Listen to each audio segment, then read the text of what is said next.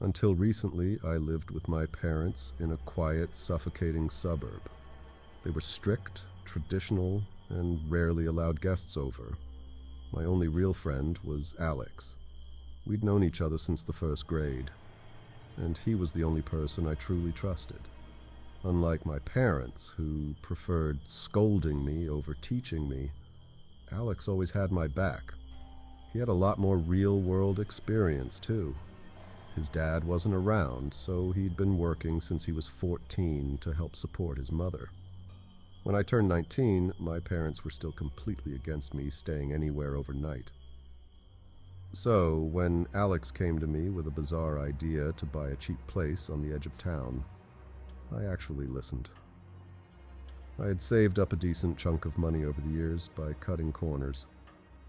"You can actually buy a place right now," Alex told me, smiling. "And not just any place, a guaranteed ticket to a brand new condo." He explained the plan. There was an old, dilapidated 5-story apartment complex on the outskirts. The foundation was cracked, the walls were covered in mold, and the city had officially condemned it. It was slated for demolition, but here was the catch.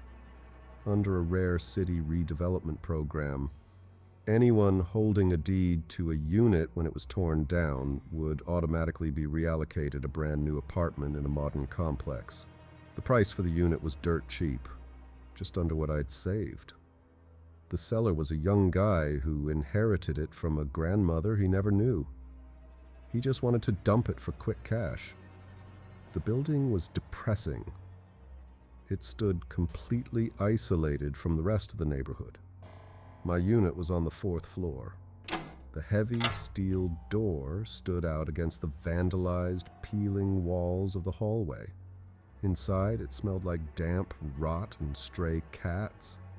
The wallpaper was peeling, a single dim bulb flickered in the corridor, and the kitchen window was cracked. But it was summer, so I figured I could survive a couple of weeks. That evening, after moving my basic things in, I walked to the nearest convenience store to grab some water and food. By the time I got back, darkness had fallen. The streetlights flickered weakly. Near the entrance of my building, I noticed a dark silhouette. "Who are you?"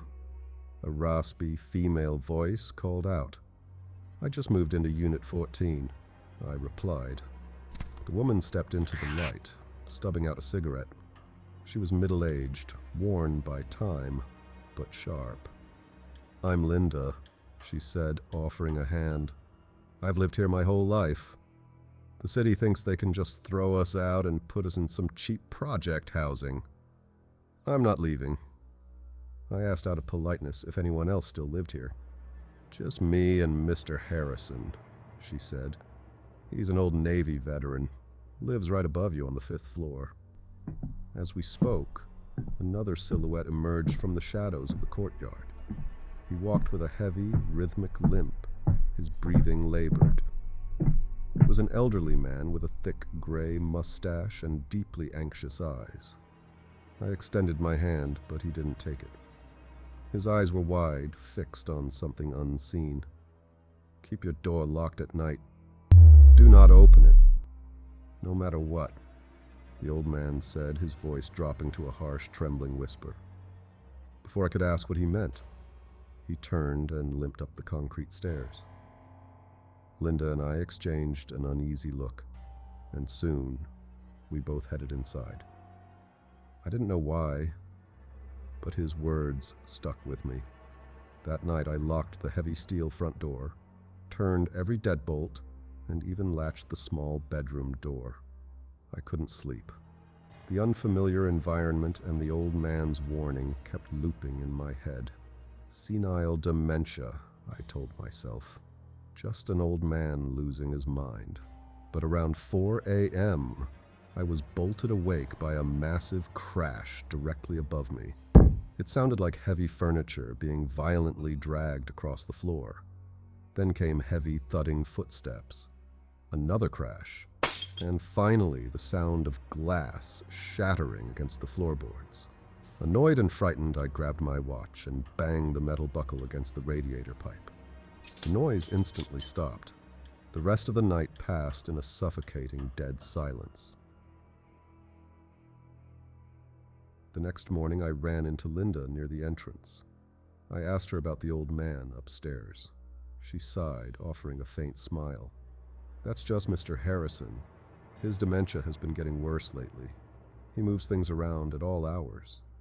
Relieved, I went to my college classes. I spent the afternoon at Alex's place, completely losing track of time. It was late when I finally walked back to the condemned building. Under the flickering streetlight, Linda was standing there again, but she wasn't just smoking. She was trembling. "Linda, is everything okay?" I asked. "Sam, I don't know." Her voice shook violently. "I just got back from work. I was standing here smoking, and I looked up at my apartment window. The lights were on." She swallowed hard, tears welling in her eyes.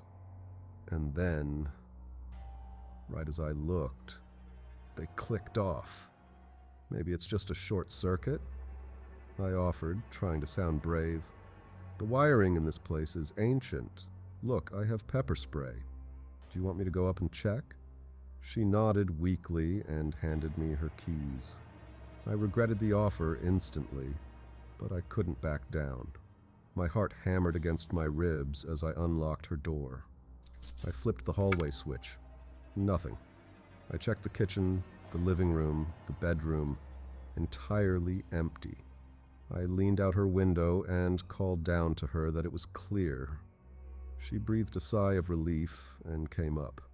She offered me tea, but the vibe was too unsettling, so I politely declined and went up to my apartment. An hour passed. I was sitting at my laptop with my headphones half off, watching a show.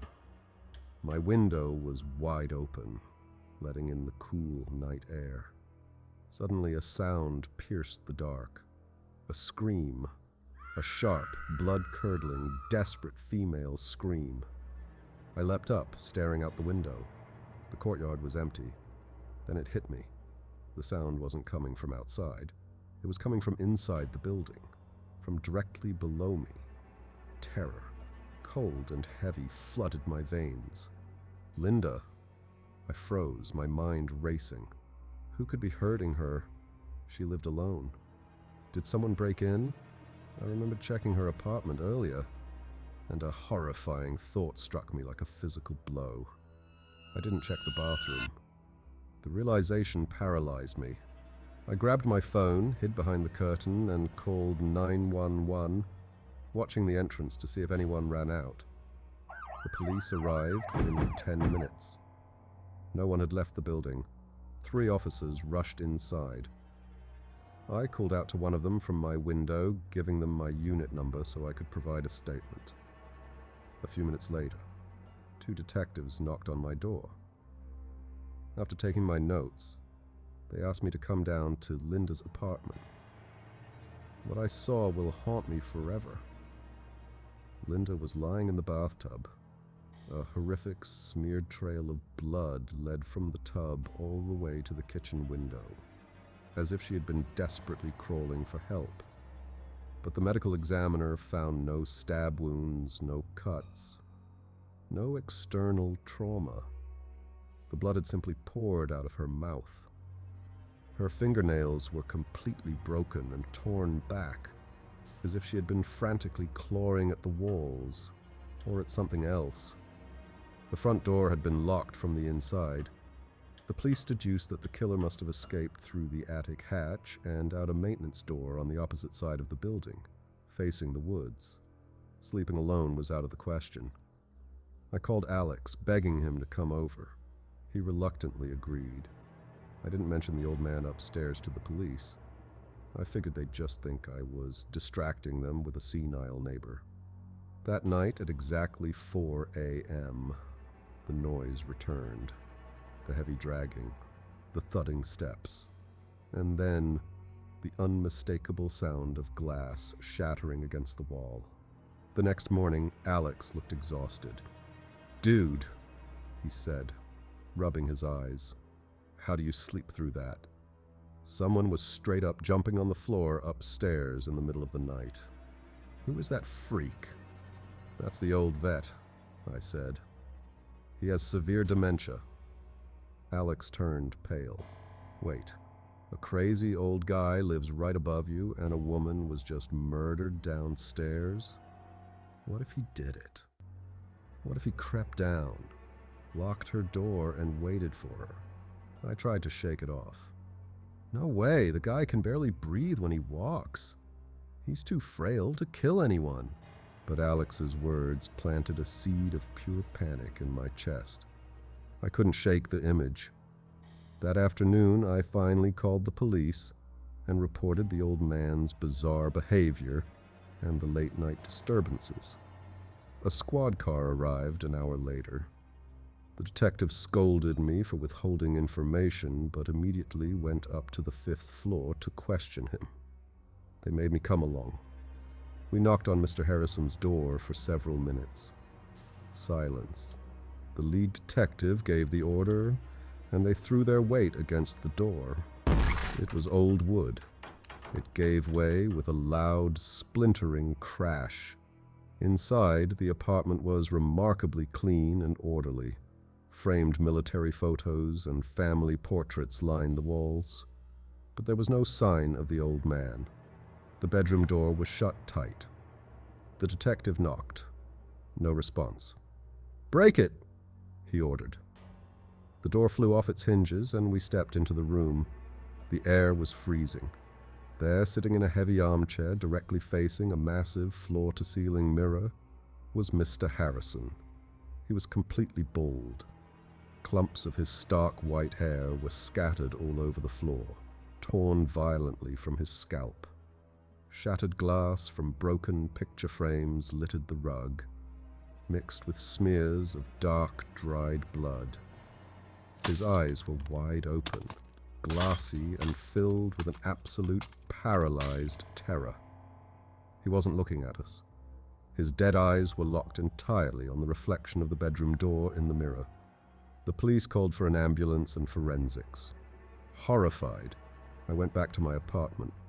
I couldn't handle the atmosphere. I tried calling Alex, but his phone went straight to voicemail. The silence in the building was suffocating.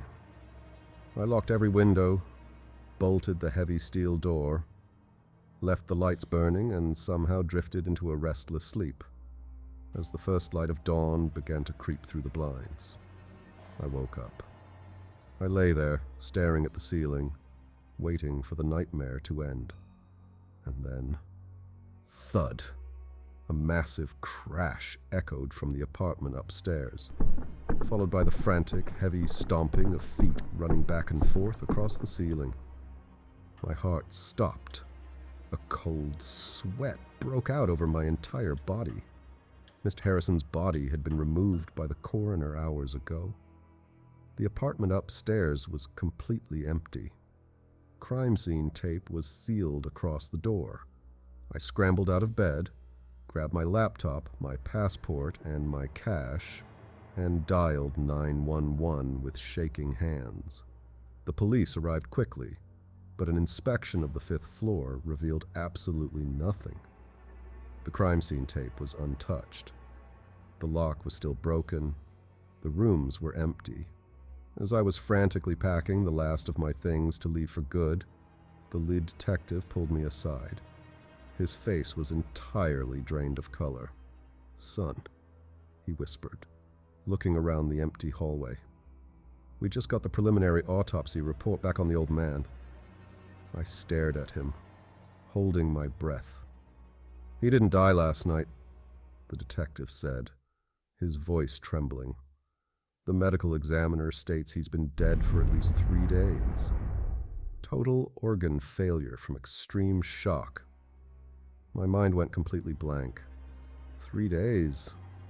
That meant when I met him in the courtyard, when he looked into my eyes and warned me to lock my doors. He was already a corpse, and whatever was dragging furniture and stomping above my head for the past 3 nights, it wasn't him. I moved into Alex's place that very day. A week later, Alex, myself, and 3 of our friends drove back to the condemned building at dusk to grab the heavy furniture I left behind. As we approached the dark, looming structure, I instinctively looked up at the 4th floor, at my old window. Inside the dark, empty apartment, the light clicked on for a single second, and then it clicked off. We dropped our bags, sprinted back to the car, and never returned. A few days ago, I was looking through my old cell phone that I had left on the kitchen counter during my frantic escape. The police had recovered it from me. I opened the call log. There were 3 missed calls. All of them were dialed from the landline telephone inside my empty apartment, hours after I'd already left. I threw the phone and the SIM card into a dumpster. It's not my problem anymore, but whatever you do, if you ever find yourself in an empty, quiet place, lock your doors and never look in the mirror.